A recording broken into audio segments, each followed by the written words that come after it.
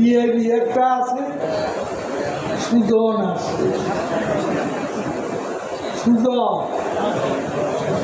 সুজন না দুর্জন জানি না।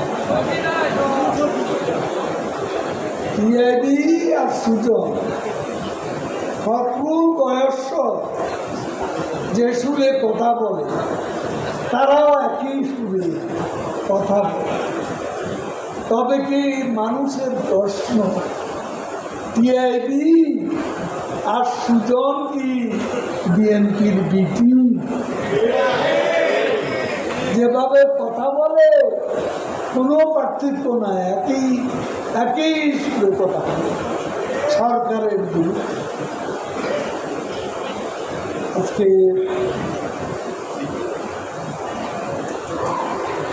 আমি